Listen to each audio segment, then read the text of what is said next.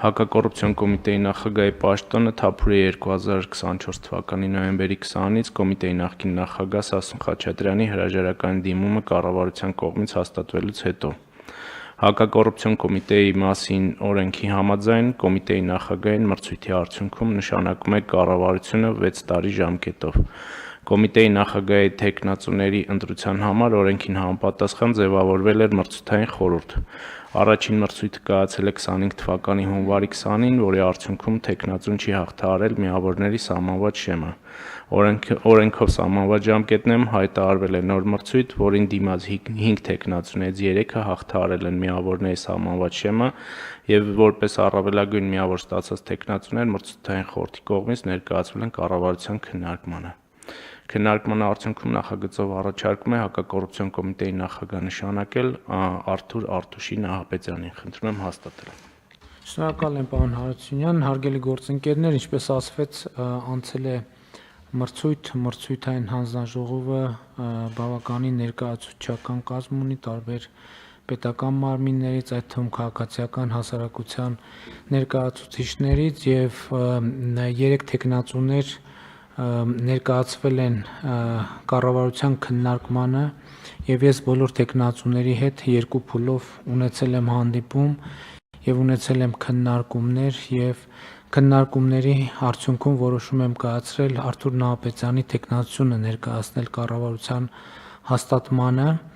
եւ ընդ որում ուզում եմ արձանագրել, որ այս եզրահանգումը ինչ որ առումով համընկել է նաեւ մրցութային հանձնաժողովի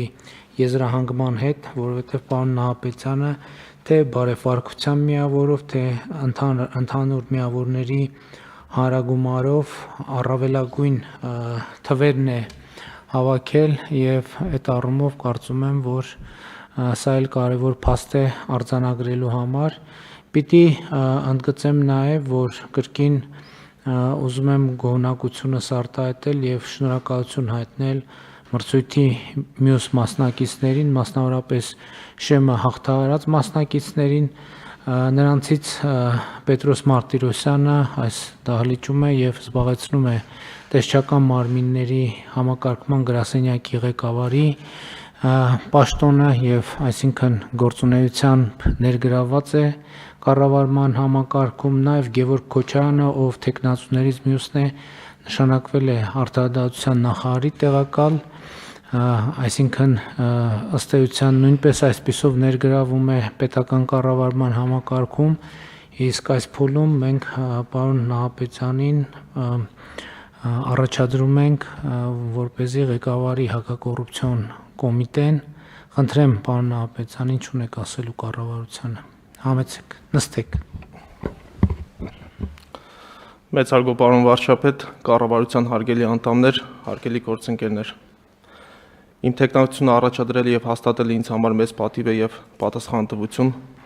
Վստահեցնում եմ, որ կորցադրելու եմ առավելագույն ջանք հակակոռուպցիոն կոմիտեի գործունեության արդյունավետությունը բարձրացնելու համար։ Այդ առումով փորձելու եմ ավելի ամրապնդել իրավասու մարմինների հետ համագործակցությունը, անել հնարավորը, որպեսզի կոռուպցիայի դեմ մեր պայքարը եւ դրա արդյունքը